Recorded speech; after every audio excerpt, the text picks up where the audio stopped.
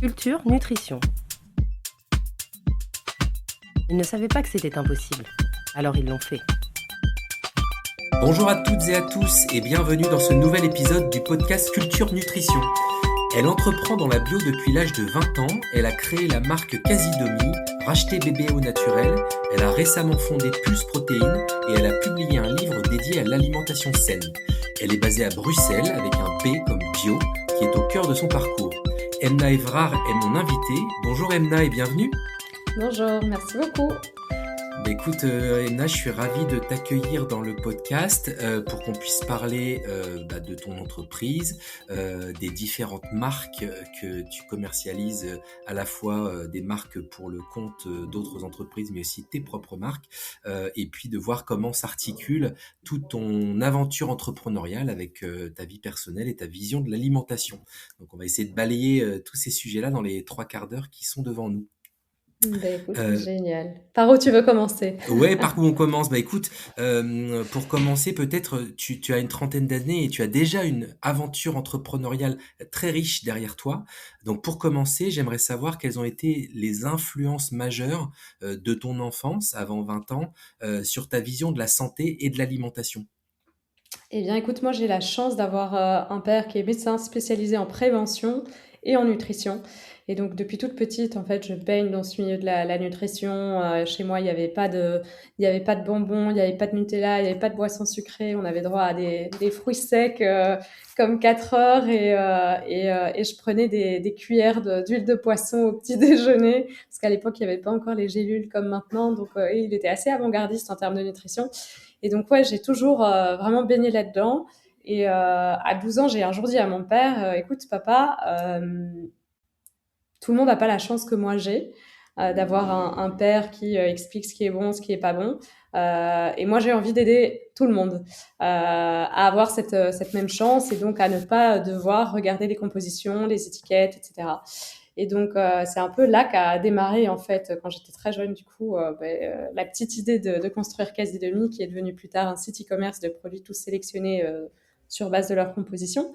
Et en fait, à 18 ans, je me suis inscrite dans une école de commerce avec cette idée en tête de lancer un supermarché. Alors, finalement, j'ai évolué vers l'e-commerce et pas le supermarché, mais donc, c'est venu la source principale d'inspiration sur laquelle j'aurais jamais lancé Casidomi et même les aventures qui ont suivi, c'est mon père. Et au-delà de ça, ça c'était vraiment sur les aspects nutrition, mais j'ai la chance d'avoir pas mal d'entrepreneurs autour de moi, dans ma famille, pour qui en fait la prise de risque était ok. Et c'était pas du tout, il y avait aucune obligation d'aller bosser dans une grosse boîte ou de devenir employé, d'avoir un truc bien cadré, etc. Non, moi j'avais vraiment autour de moi des gens qui disaient si tu as une idée, vas-y, tente-la, on vit qu'une fois, au pire tu te plantes, tu retesteras quelque chose ou tu iras par la suite dans une boîte en tant qu'employé si tu en as envie. Et je pense que c'est hyper important en fait, et ça joue énormément au final sur la confiance qu'on peut avoir en soi pour lancer plus tard son projet. Oui, et du coup, au-delà de cet écosystème et cette culture entrepreneuriale qui t'entourait, du fait que tu sois passé par la Solvay Brussels Schools comme école de commerce, qu'est-ce que tu as dû apprendre sur le tas en tant qu'entrepreneur et qu'est-ce que l'école ou les gens autour de toi ne t'avaient pas préparé à affronter? Écoute, ce que l'école m'avait enseigné, c'était le travail. J'étais quand même, Solvay, c'est réputé pour, en Belgique, être une école où tu dois bosser. C'était un diplôme en ingénieur de gestion, donc j'avais le diplôme d'ingénieur avec des cours de physique, de chimie assez poussés. Ce qui fait que j'ai vraiment bossé pendant mes études. Et ça, je pense que ça m'a aidé à avoir, tu sais, quand tu te lances en tant qu'entrepreneur, il n'y a rien à faire si tu bosses pas, il n'y a rien qui se passe derrière. Je connais peu d'entrepreneurs qui n'ont pas bossé très, très dur et qui ont réussi. Donc, je dirais que ça m'a enseigné ça. Et puis, ça m'a aussi enseigné la base, en fait. Je savais ce que c'était du marketing. Je savais un plan financier, à quoi ça ressemblait. Je savais ce que c'était faire une déclaration de TVA. Ce qui, c'est pas forcément toujours le cas. Si tu fais des études en communication, en psycho, en politique ou quoi, t'as pas forcément ces explications-là. Et donc, je dirais que ça m'a quand même donné un bon bagage, mais qui n'était pas du tout spécifique à ce que j'allais faire par la suite. Et quand je dis ce que j'allais faire par la suite, en fait, moi, j'ai lancé un e-commerce. On pense souvent que l'e-commerce, c'est facile, mais en fait, tu as plusieurs casquettes. Tu dois à la fois comprendre les codes du retail et savoir ce qui se passe dans les négociations avec les fournisseurs, tu dois comprendre les codes de ce qui marche pas en termes de produits. Tu es aussi un logisticien parce que aujourd'hui, c'est plus le cas, mais à l'époque, moi, j'ai géré un entrepôt dans lequel il y a eu jusqu'à 50 personnes en logistique. Aujourd'hui, on a décidé de sous-traiter cette partie-là, mais donc il fallait que j'apprenne à gérer de la logistique, à gérer des colis, à expédier des colis avec 25 produits de toutes les tailles, de toutes les fragilités possibles et imaginables. C'était un site internet, donc il fallait que j'apprenne aussi un minimum toute la partie technique. Et puis, il y avait les choses de base, le marketing, la finance, la RH, etc., qu'il a fallu aussi que j'apprenne. Et en fait, moi, j'ai lancé quand j'étais encore en train d'étudier. J'ai pas voulu attendre la fin de mes études. La première année, quand j'ai commencé à travailler sur le projet, en fait, j'ai recruté quand même mes 2 premiers employés, alors que moi-même, j'avais jamais eu de manager. Et donc, le sujet humain, en fait, on a tendance à pas y penser en premier. On pense beaucoup à la concrétisation de son projet. Et moi, là où ça a été le plus dur, en fait, c'était vraiment d'avoir les bonnes personnes, de motiver ces personnes, de leur donner du feedback parce que, ouais, une personne n'est pas l'autre. Donc déjà, il y a plusieurs types de management. Ça, il a fallu que je l'apprenne. Et puis, il fallait vraiment les guider, en fait. Et une fois que tu as des personnes dans ton équipe, elles comptent sur toi. Tu es un peu leur source d'inspiration. Et donc, ouais, moi, j'ai appris beaucoup, beaucoup en termes humains. Je continue à apprendre encore aujourd'hui parce que la partie RH, je pense que c'est quelque chose, il y a pas one rule, comme on dit. Il y a plein de chemins possibles, il y a plein de types de management possibles, il y a des managements qui dépendent de chaque personne, en fait, au final. Mais donc voilà, ça a été un apprentissage gigantesque sur beaucoup de sujets, mais je l'ai fait petit à petit. J'ai pas commencé directement avec des millions ou même des centaines de milliers d'euros sur un compte en banque. J'ai commencé avec mon argent de poche. À l'époque, pour constituer une entreprise en Belgique, il fallait 6 500 euros bloqués sur un compte en banque. Moi, j'avais passé les quelques années qui ont précédé à récolter un peu d'argent pour les Noëls et les anniversaires auprès de mes proches, de ma famille. Et en fait, 6 500 euros, ça part super vite. Et pour moi, c'était beaucoup d'argent. J'étais encore étudiante, mais ça m'a permis, je pense, le fait de commencer avec un tout petit peu d'argent, de pas faire des erreurs trop coûteuses déjà, parce que comme j'avais pas beaucoup d'argent, j'ai fait beaucoup d'erreurs, mais des petites choses que j'ai pu corriger un petit peu au fil de l'eau. Et puis petit à petit, en fait, il y a commencé à avoir les premiers clients, les premiers revenus, et puis j'ai commencé à pouvoir dépenser un peu plus. Mais Et tout là, ton ça, côté en fait, amorcé. en améliorant un petit peu petit à petit le projet et pas en lançant directement la plateforme telle qu'elle existe aujourd'hui. Oui, comme tu le signales bien, quand on entreprend avec des plus petits moyens, mais du coup, ça apprend à être frugal, à être malin, à être intelligent, et c'est probablement une force par rapport à des modèles d'entreprise et d'entrepreneuriat qui lèvent beaucoup de fonds très rapidement, et donc ça donne des moyens d'un côté, mais d'un autre côté, ça peut te conduire à dépenser un peu moins sans compter, et ça peut être potentiellement risqué. Je pense que dans mon cas, c'était clairement bien parce que j'avais aucune expérience en retail, en e-commerce, en logistique, tout ce que je t'ai dit. Mais par contre, aujourd'hui, j'ai lancé une nouvelle boîte et c'est aussi une marque de produits alimentaires, mais avec un axe focus sur la protéine.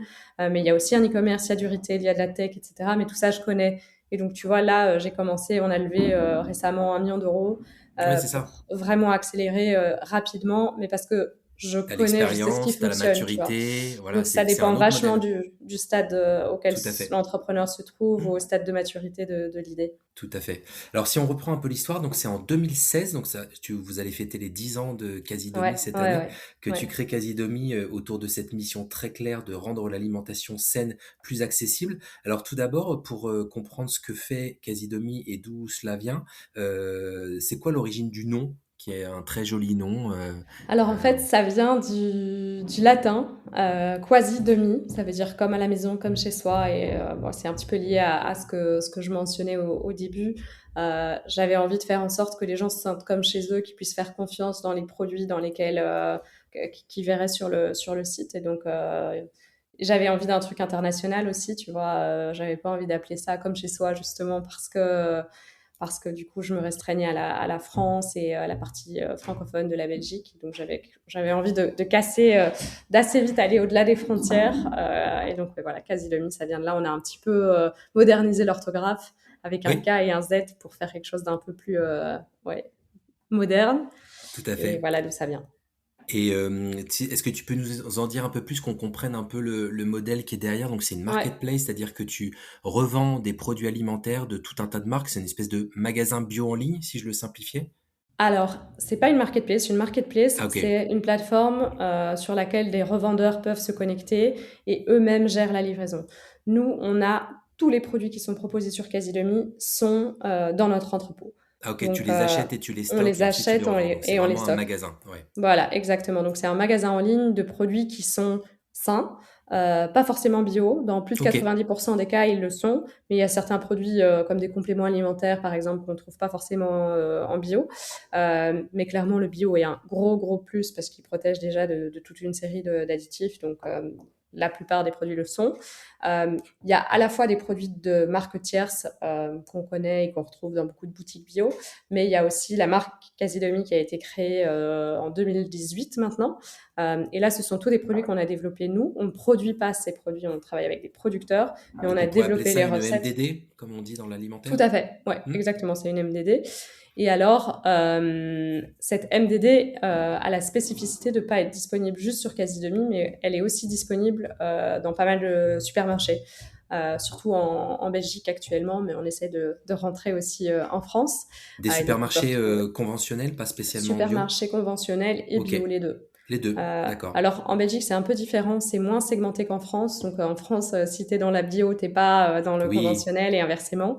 Mais en Belgique, tu vois, il y a de plus en plus de marques qui se trouvent dans les deux. Donc en Belgique, on est un petit peu dans les deux. Et donc voilà, mais un client peut acheter, on a 3 à 4 000 produits même sur le site de Casidomi, et donc il peut vraiment acheter beaucoup de produits différents. D'ailleurs, la plupart de nos clients consomment en moyenne, quand ils font une commande, il y a une vingtaine de produits dans le panier. Et donc, tous ces produits partent du même endroit et sont livrés dans une seule et même box ou deux en fonction de la quantité de produits. Et alors, on a un modèle où moi, j'ai voulu, en fait, en lançant le concept, j'étais étudiante, donc j'avais pas beaucoup de budget. J'ai voulu un petit peu démocratiser l'accès aux produits sains, où on sait, hein, il y a quand même un prix qui est très souvent plus élevé. Et donc, j'ai mis en place un système de carte de fidélité, un abonnement qui permet d'avoir accès, une fois qu'on le prend, il est payant, il coûte 59 € par an, et il donne accès en fait à toute une série d'avantages. Et le plus important de ces avantages, ce sont des réductions sur l'ensemble des produits du site. Donc moi, ça me permet d'avoir des clients qui sont très fidèles parce que forcément, quand ils sont abonnés, ils ont des réductions, ils ont envie de venir chez Casidomi. Et à l'inverse, ces consommateurs peuvent avoir accès, eux, à des prix qui sont plus intéressants que ce qu'ils vont retrouver s'ils vont faire leurs courses en magasin bio ou en boutique spécialisée. Mmh. Et j'imagine que l'abonnement en lui-même fait partie du modèle économique, dans le sens où ça te fait une source de revenus, assez Ouais, rapidement? Ouais. ça fait une source de revenus. Ouais, ouais, ouais. Il n'est pas du tout obligatoire, donc il y a quand même un peu plus de 80% de nos clients qui le prennent, mais quelqu'un qui a envie de tester une première fois ou quelqu'un qui a juste envie d'acheter un produit peut aussi le faire. Mmh. Après, ce qu'on voit, c'est que comme il y a plus de 80% de nos clients qui le prennent, on a quand même beaucoup de clients qui sont déjà des consommateurs assez réguliers du type de produit qui est proposé. D'accord. Et aujourd'hui, l'entreprise, c'est combien de personnes? Alors aujourd'hui, on est une vingtaine de personnes. Comme je le disais, aujourd'hui, on gère plus la logistique nous-mêmes, donc avant, il y en était OK, un peu plus. Et la logistique est gérée par contre, elle, chez un partenaire qui est basé dans le nord de la France, à Cambrai, et qui d'accord. s'occupe vraiment de tout ce qui est opération. Donc ça veut dire que tes 2 marchés, phares, c'est France et Belgique? Ouais, ouais, ouais, tout à fait. Essentiellement, d'accord. Tu es présent dans d'autres pays non francophones? Alors, on livre partout en Europe, mais l'essentiel du business se fait vraiment sur la France et sur la Belgique. Après, on a des commandes en Hollande, au Luxembourg, en Suisse, en Allemagne, beaucoup dans les pays périphériques. Et puis, on a parfois de temps en temps une commande un peu plus loin en Espagne, en Italie, mais on fait très peu de communication dans ces pays-là. Aujourd'hui, on concentre plutôt notre marketing sur les pays francophones. Ça, c'est un peu l'inconvénient de l'Europe par rapport aux États-Unis. On a des barrières linguistiques qui sont quand même importantes et c'est vite un gros coup d'aller devoir tout traduire. Et Mmh. donc, ouais, pour le moment, on est sur la France et la Belgique où il y a encore beaucoup d'opportunités de développement. Donc, on va se Oui, concentrer bien sûr. là-dessus avant d'aller ailleurs. Ça fait quelle taille aujourd'hui en termes de business, de volume d'affaires? On fait une dizaine de millions d'euros de chiffre d'affaires, Mmh. qui est un business en croissance, profitable. Donc ça, c'est cool aussi parce que ça n'a pas toujours été le cas et c'est un des gros enjeux de l'e-commerce, du retail de manière générale. Les marges sont faibles, mais l'e-commerce, C'est encore plus compliqué parce que en fait, on a à notre charge à la fois le coût de la préparation de la commande, le coût de l'emballage et très souvent une grosse partie du coût de livraison aussi. Et en fait, c'est un peu acquis pour la plupart des consommateurs de ne pas devoir payer ça, mais c'est un coût que nous, on supporte et qu'un magasin doit pas forcément supporter parce que c'est le client qui fait ses courses lui-même avec son petit caddie.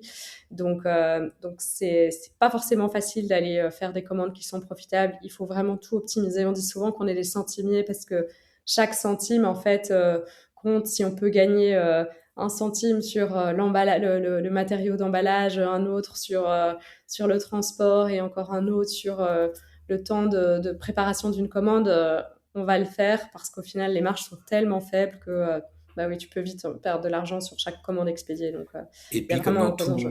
comme dans tout e-commerce, tu as un coût d'acquisition qui est assez élevé, je crois, hein, pour Ouais, recruter tes consommateurs.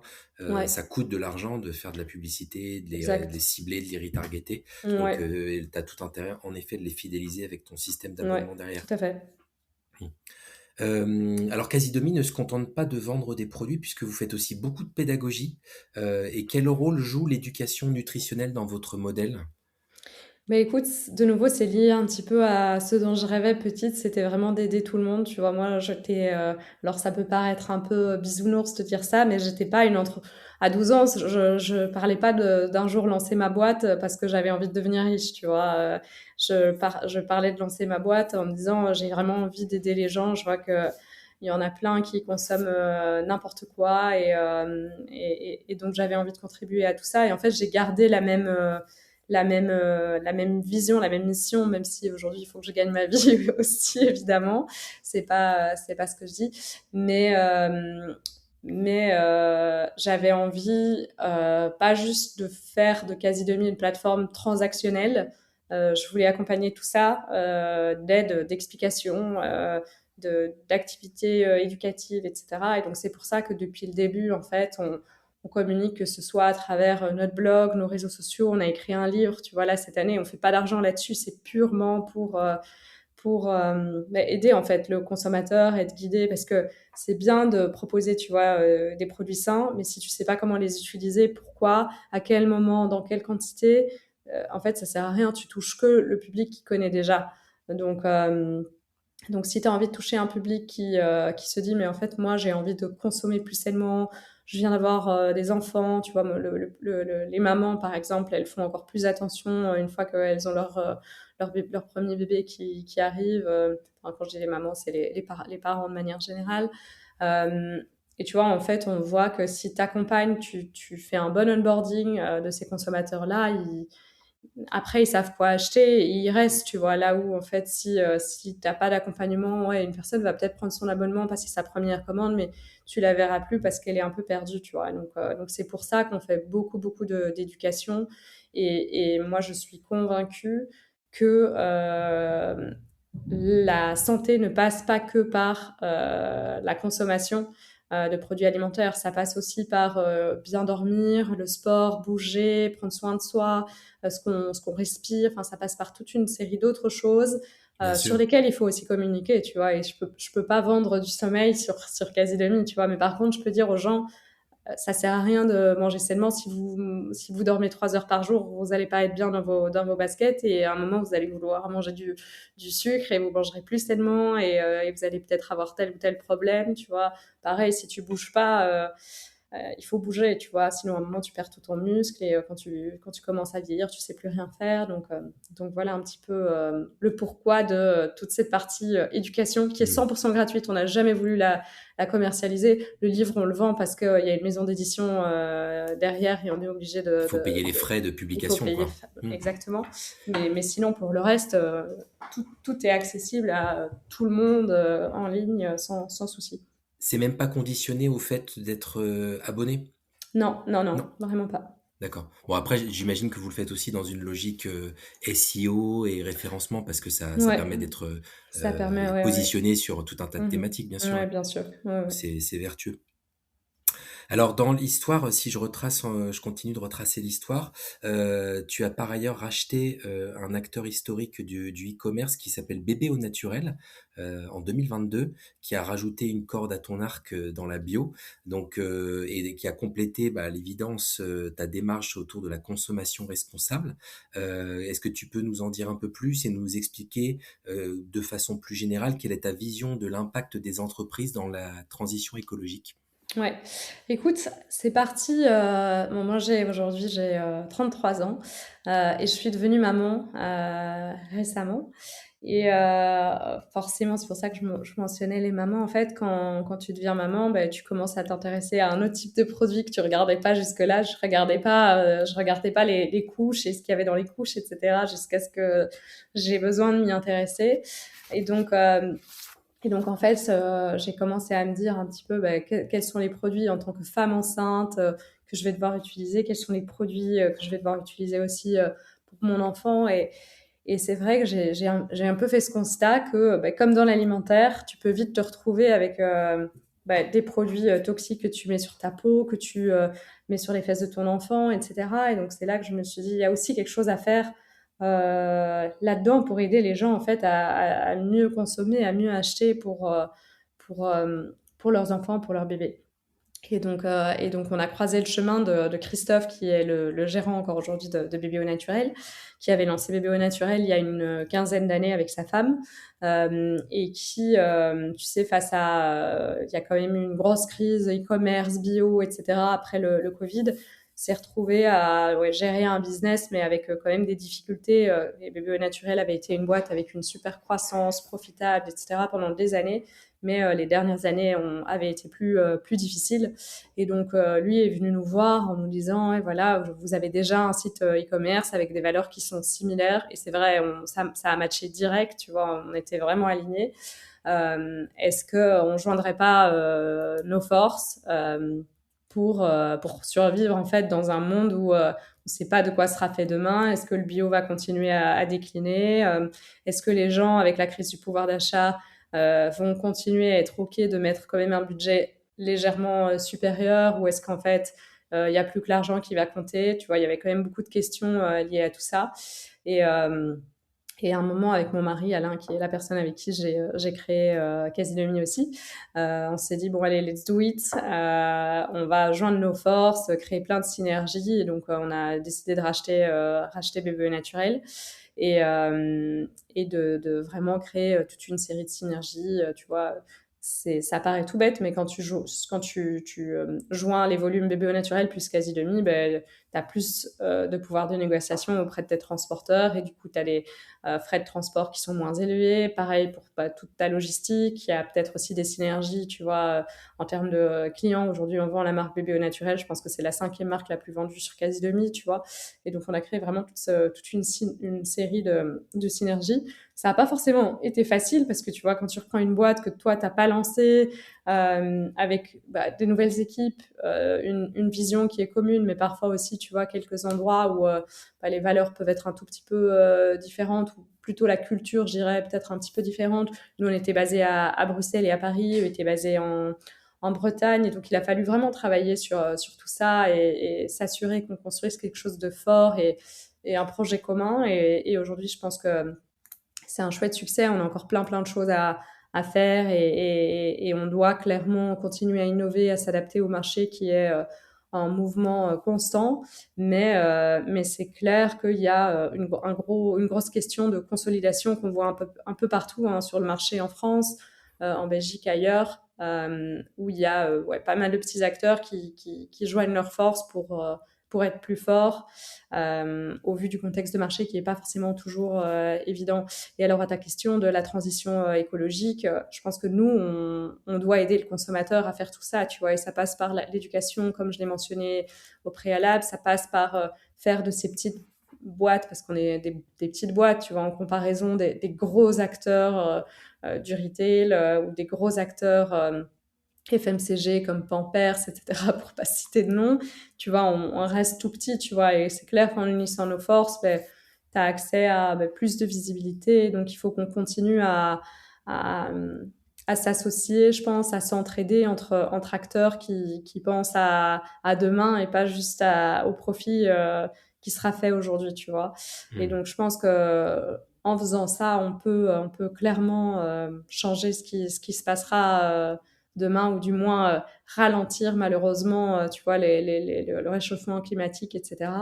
Mais ça doit se faire forcément du côté des consommateurs aussi. Il faut qu'ils fassent les bons choix pour eux, pour leurs enfants, pour la planète. Et c'est comme ça que nous, derrière, on sera plus fort, qu'on pourra avoir plus de visibilité, toucher. Donc ça va vraiment dans les deux sens. Pour moi, c'est un cercle vertueux. Et tu as d'autres cibles en tête de potentielles acquisitions qui permettraient justement d'atteindre un peu cette taille critique et ces économies d'échelle? Écoute, on regarde, on discute beaucoup, tu vois. Moi, j'ai quasi toutes les 2 semaines un appel avec une autre entreprise. Il faut aussi rester prudent. Nous, on a une boîte qui est profitable aujourd'hui. Il faut être très prudent et tu vois, c'est un marché où tout peut vite se retourner.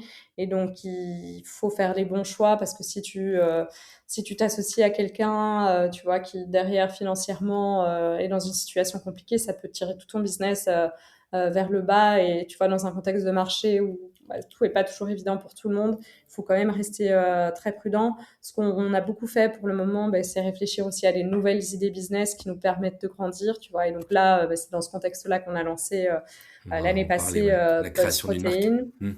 On est en train de réfléchir à en lancer 2 autres, tu vois, là pour le moment, pour grandir aussi et utiliser tout ce qu'on a appris en fait et tout ce qu'on a déjà construit en interne pour pouvoir lancer des nouveaux projets. Mmh. Et justement, tu as évoqué à plusieurs reprises un peu le contexte macroéconomique, alors qui d'une part a fait souffrir les circuits bio en post-Covid dans les années 2021, 22, 23, enfin plus crise Ukraine, Ouais. inflation, etc. Là, on est un peu dans une autre phase 2025-2026 avec des tensions pouvoir d'achat. Enfin, c'est quoi ta vision de ce contexte et dans quelle mesure ça impacte des PME comme la tienne? Écoute, ça va mieux déjà, tu vois? Et je pense qu'il faut parfois pouvoir souligner aussi le positif. La période sortie de Covid, a été quand même vachement compliquée. Là, on voit que les chiffres sont de nouveau à la hausse, dans le bio, en France.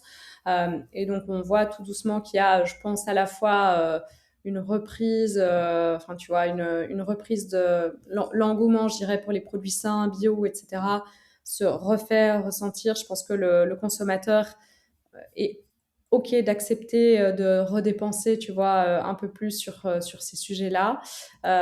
Nous, on voit qu'il y a clairement, tu vois, une tendance à la hausse, à la fois sur les paniers moyens, à la fois sur les nombres de clients, etc. Après, je crois que il y a eu quand même beaucoup de perte de confiance, tu vois, sur tout ce qui est label, et le bio en fait partie.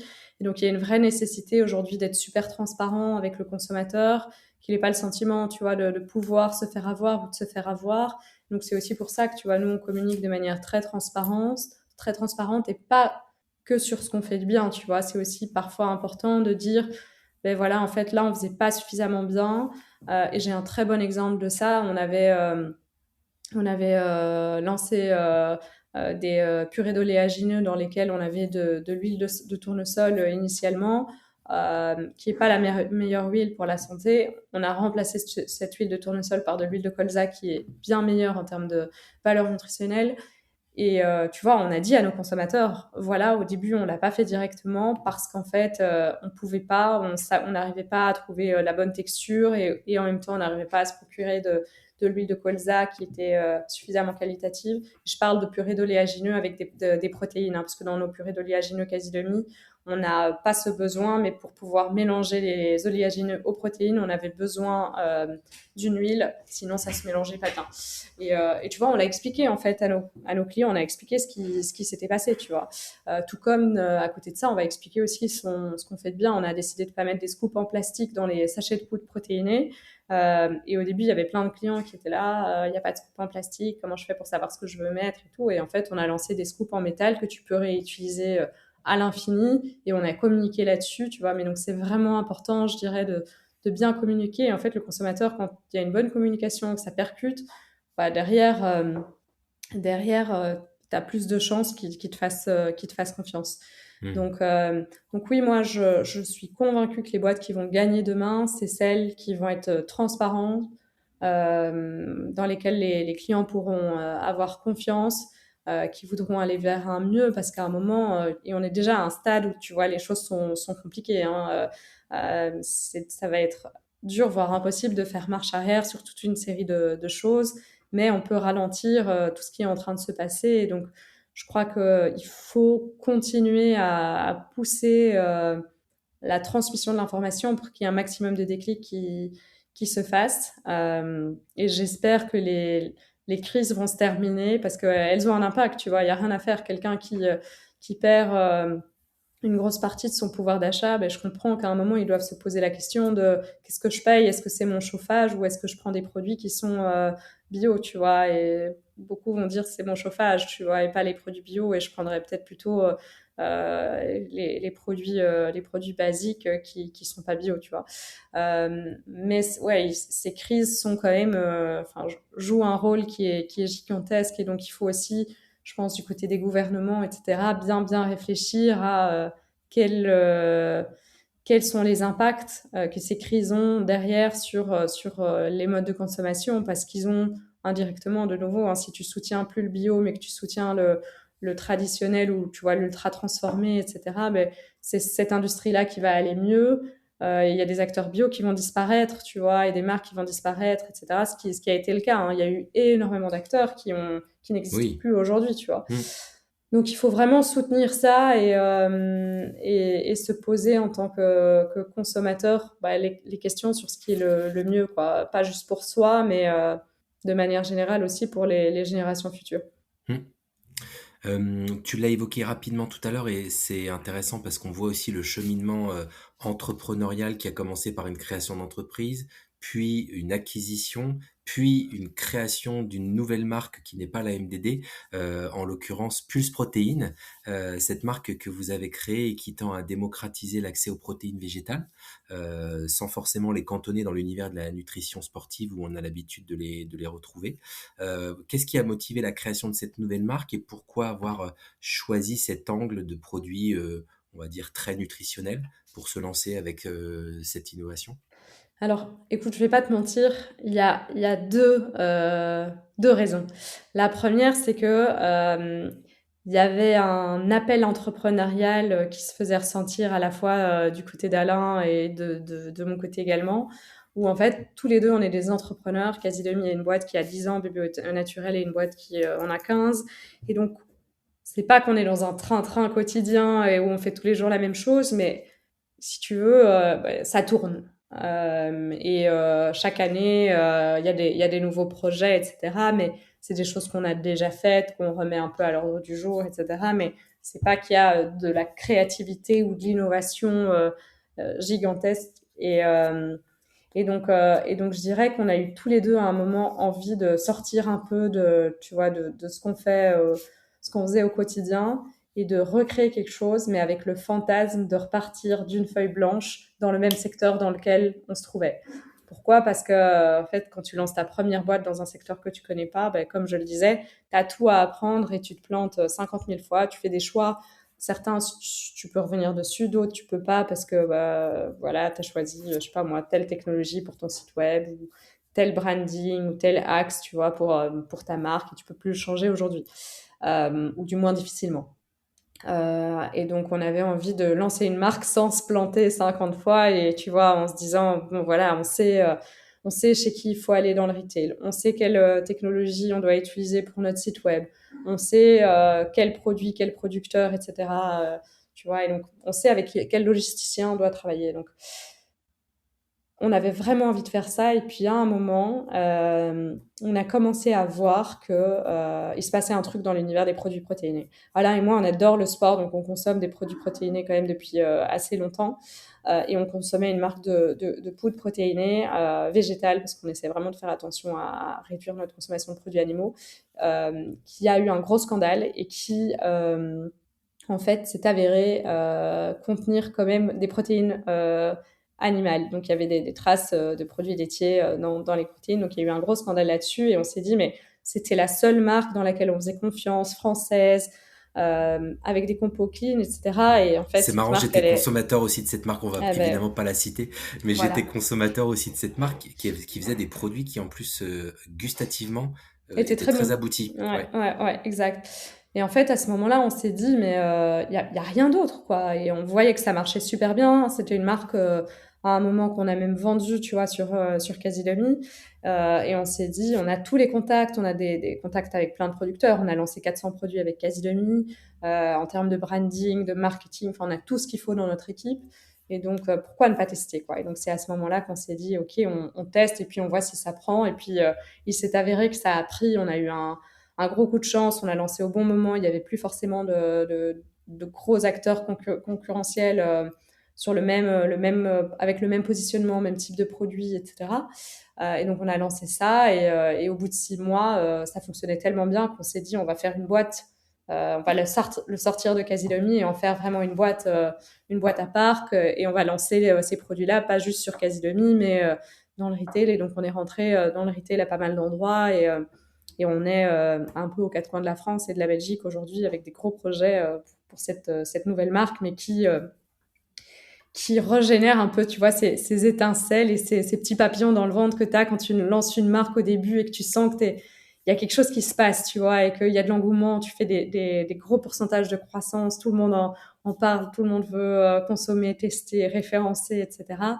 Et donc on s'est dit, en fait, on s'est posé beaucoup de questions sur le groupe, tu vois, parce qu'aujourd'hui, c'est un groupe qui détient à la fois Casidomi, BBO Naturel et Pulse Protein. On s'est posé beaucoup de questions sur what's next, quoi. Qu'est-ce qu'on fait? On a un e-commerce, on a la marque Casidomi, on a BBO Naturel qui a sa marque, son e-commerce, on a Pulse Protein maintenant.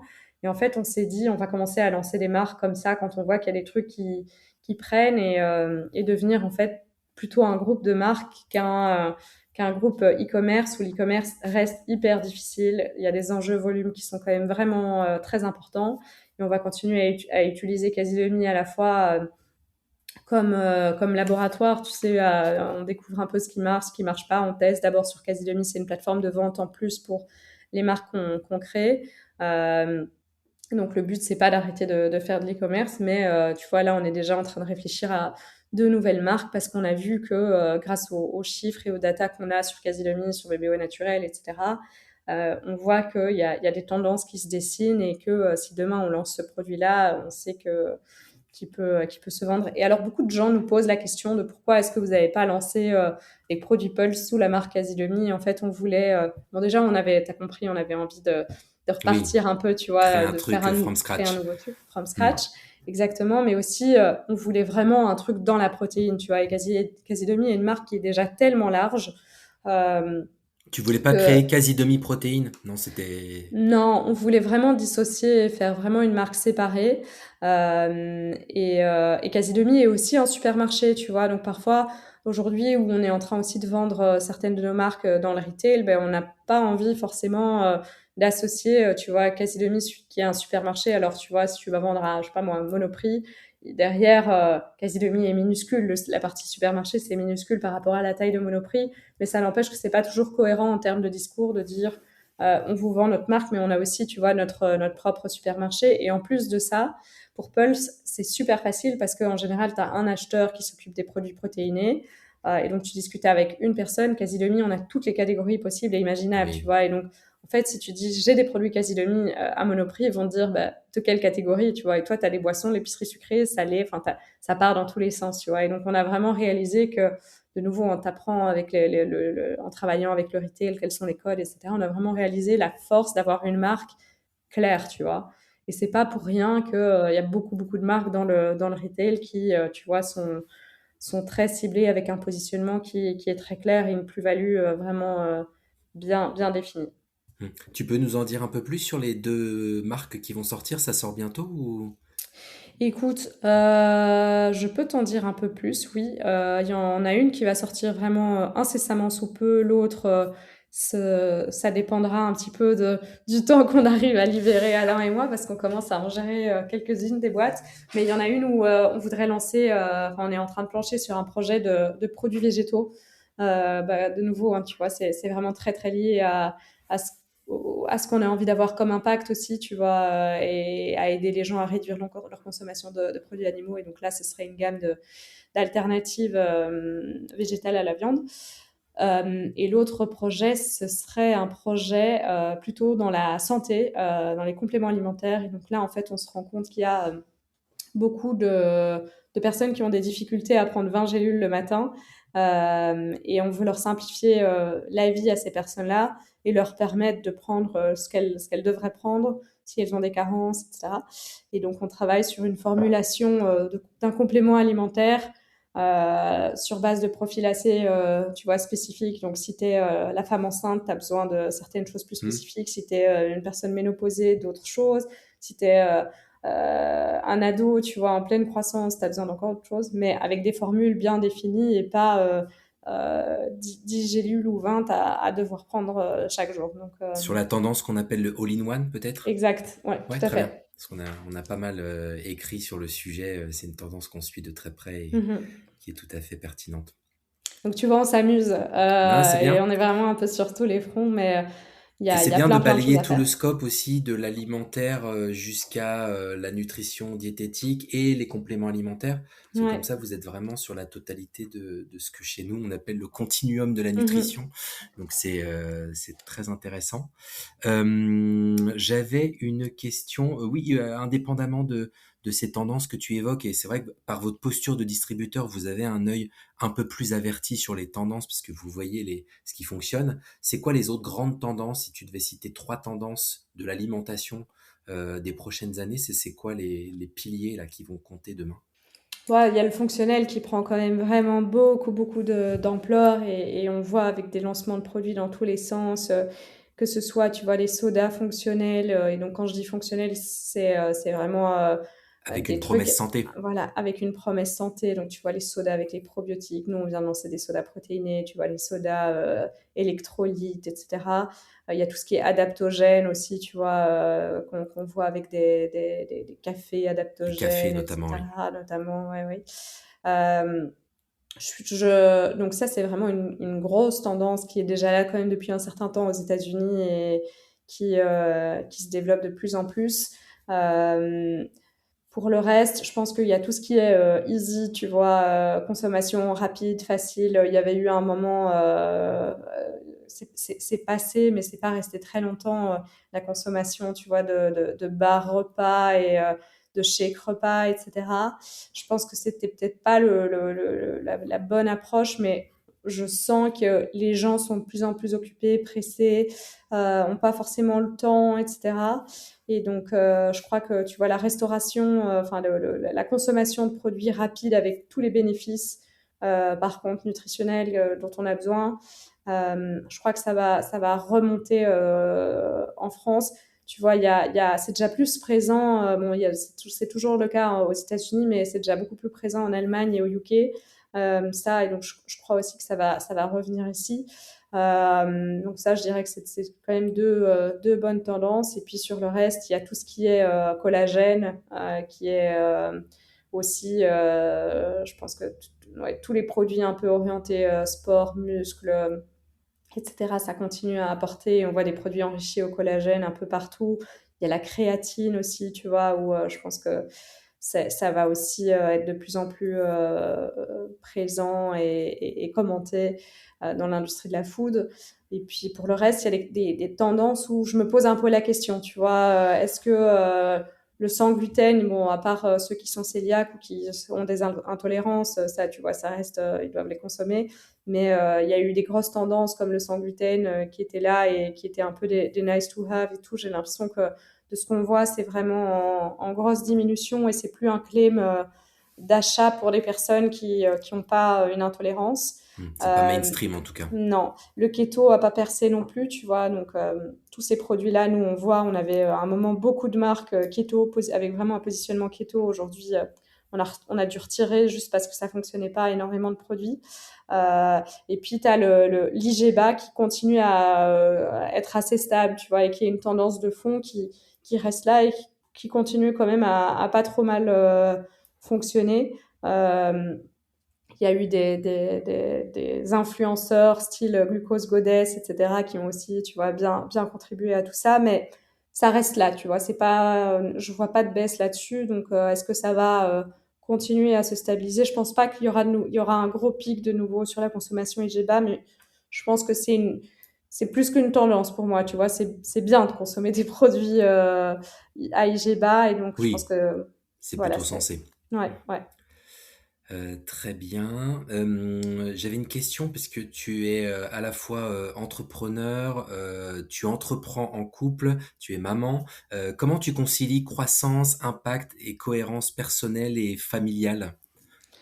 Écoute, familial, déjà, c'est le plus facile. Je fais ça avec mon mari, tu vois. Donc, en fait, on passe beaucoup de temps ensemble et on est passionné par ce qu'on fait. Donc, beaucoup de gens nous disent, ah, est-ce que vous dites une fois que vous passez le seuil de votre porte ou que vous couchez dans votre lit, on parle plus de quasi-demi, de pulse, de bébé naturel ou quoi. Et en fait, quand t'aimes ce que tu fais, t'en parles, tu vois, et ça fait partie de nos vies et on s'énergise l'un l'autre avec tout ça. D'autant plus qu'on bosse pas sur les mêmes sujets très souvent. On n'a pas les mêmes équipes.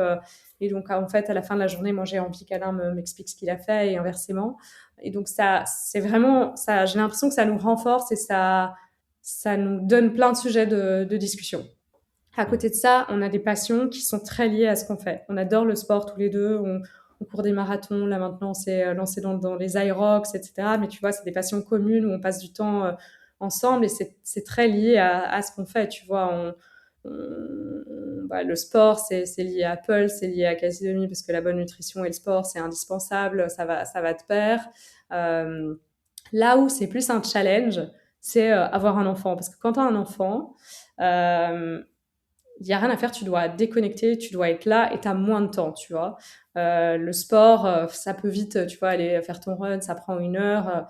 Avoir un enfant, en fait, si tu l'as pendant ton week-end, tu l'as pendant ton week-end. Alors peut-être qu'il va faire 2 heures de sieste et tu auras 2 heures pour toi, mais ça nécessite beaucoup plus d'organisation. Ça nécessite aussi de faire moins de choses ensemble, tu vois, avec Alain, parce que si tu as envie de pouvoir faire quelque chose, à un moment, il faut pouvoir avoir quelqu'un qui garde ton enfant, tu vois. Donc, là où, tu vois, j'allais faire tous mes runs le week-end avec Alain, aujourd'hui, Alain le fait de 10 à 11, puis pendant ce temps, moi, je garde notre bébé, et puis inversement, tu vois. Donc, Ça il y a une demande une organisation, organisation. ça nécessite vraiment une organisation, et ça nécessite de revoir ton emploi du temps, parce qu'en fait, si tu as envie de bien bosser, tu vois, de quand même consacrer du temps sur le plan professionnel, bah, ce qui n'est pas un choix, tu vois, on a besoin d'y consacrer du temps, que tu as envie de quand même pouvoir avoir un peu de temps pour toi et faire du sport, etc., ben, il y a des choses, tu as envie de passer du temps avec ton enfant, tu vois, donc il y a des choses où tu peux pas avoir la même vie sociale qu'avant. Moi, aujourd'hui, je me pose beaucoup plus la question de est-ce que je vais aller à ce dîner ou à cette conférence ou participer à ce truc-là, etc., là où avant, je disais... Oui, il y a Oui, tu tout. vois, aujourd'hui, en fait, je sais pas, je dors quand même moins aussi qu'avant parce que les réveils sont tôt. Heureusement, on a un enfant qui fait déjà ses nuits, mais je me réveille tôt et si je vais dormir à minuit, bon, enfin, tu vois, que j'aille dormir à 10 heures ou à minuit, mon bébé, il se réveille à la même heure le lendemain matin. Donc, je paye le prix le lendemain sur ma productivité si j'ai dormi moins. Donc, je trouve que il faut vraiment trouver ce bon équilibre qu'on commence tout doucement à trouver. Mais avec un jeune bébé, honnêtement, c'est parfois challenging. Et moi, je suis hyper admirative des parents solo, tu vois.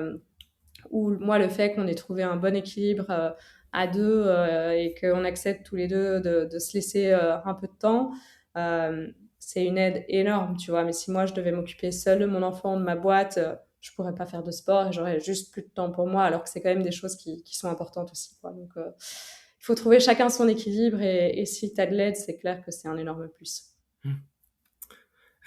Pour finir, c'est la question signature du podcast. Ils ne savaient pas que c'était impossible, alors ils l'ont fait. Qu'est-ce que toi, Emna, tu as réalisé d'impossible dans ta vie? Mais toute mon aventure, en vrai, tu vois, c'était un gros pari. Moi, je pense que, moi, je dis souvent aux gens, je parle beaucoup avec des entrepreneurs, enfin, tu vois, avec des gens qui ont envie d'entreprendre et qui me disent, oh, j'ose pas, tu vois, il manque le truc qui fait que je lâche mon taf maintenant et je me lance dans une aventure. En fait, moi, j'ai eu une chance énorme, c'est que j'étais naïve et tu vois, en fait, quand t'es jeune, tu t'en fous un peu, t'as pas de compte à rendre, t'es t'as pas, tu vois, ton emploi, ton loyer à rembourser ou ton emprunt, pardon, à rembourser. T'as pas tes enfants dont tu dois t'occuper et tout. Moi, quand j'ai fait le choix de l'entrepreneuriat, j'étais libre, tu vois. Donc, en fait, j'étais un peu inconsciente. Et je pense que si à 18 ans, on m'avait dit, Emna, plus tard, tu vas gérer une boîte de dizaines d'employés, tu vas avoir fait ça, ça, ça et tout, je les aurais regardés en leur disant, mais je suis incapable de faire ça, tu vois. Donc, je crois vraiment que ça a été une chance et je pense que peut-être une des recommandations que je fais souvent, c'est oser, tu vois. Au pire, tu te plantes. Et moi, je crois que si j'avais jamais osé à un moment me dire, OK, je tente ma chance, je serais pas où je suis aujourd'hui, c'est sûr, tu vois. C'est beaucoup plus dur, je pense, de lancer une boîte, tu vois, de lâcher, de quitter sa cage dorée, etc., que de le faire dans les conditions dans lesquelles moi je l'ai fait. Mais c'était quand même un gros pari aussi, tu vois. Donc, ouais, je dirais que c'est l'ensemble de tout ce qui s'est passé, de tous les petits dominos qui étaient les uns à côté des autres, qui ont fait que aujourd'hui je suis où je suis, mais j'ai eu de la chance d'être, tu vois, j'ai eu une idée qui était quand même, mine de rien, pas trop à la ramasse parce que il y avait une demande pour et tu Ça vois a j'ai pas marché. lancé un produit qui m'intéressait juste moi et non ça a pris, ça a marché mais j'ai eu beaucoup de soutien aussi, tu vois. Et moi je pense que j'ai eu Alain à côté de moi, j'ai eu mon père qui m'a soutenu, j'ai eu mon oncle, enfin j'ai eu plein de personnes autour de moi qui m'ont dit vas-y Emna, crois en toi, tu peux le faire, c'est pas grave si tu rates. Et donc ça c'est hyper important Et ça, c'est très important et c'est même probablement plus important que l'argent, puisque comme tu l'as dit, je crois que tu as créé ta boîte avec 6 500 €, ce qui est à la fois beaucoup d'argent quand on est étudiant et en même temps, c'est rien du tout par rapport à ce qu'on pourrait imaginer. ouais, Donc, ouais. très clairement, le mindset et l'entourage a beaucoup plus de valeur probablement dans Mhm. l'histoire. Non, c'est sûr, c'est sûr. Mm. Écoute, merci beaucoup Emna pour cet échange très clair en toute simplicité, très engagé, concret. Donc on a parlé d'entrepreneuriat, de nutrition, de consommation responsable, d'apprentissage de tes erreurs au cours du parcours, d'éducation du consommateur, du plaisir et de l'excitation à se relancer dans une création de marque quand on a l'âme d'un créateur ou l'âme de créateur comme vous semblez l'avoir avec Alain. Donc merci, c'était hyper intéressant. Merci pour ton partage Mais d'expérience. écoute, avec grand plaisir, merci à toi pour le temps et pour les bonnes questions aussi. C'est pas toujours facile de poser les bonnes questions. Non, donc, on essaye de faire sortir le meilleur des témoignages et là c'était très très riche. Mais écoutez, si cet épisode vous a plu, abonnez-vous à Culture Nutrition sur votre plateforme de streaming préférée, partagez-la autour de vous et retrouvez-nous très vite pour un nouvel épisode du podcast Culture Nutrition. À très bientôt, merci beaucoup.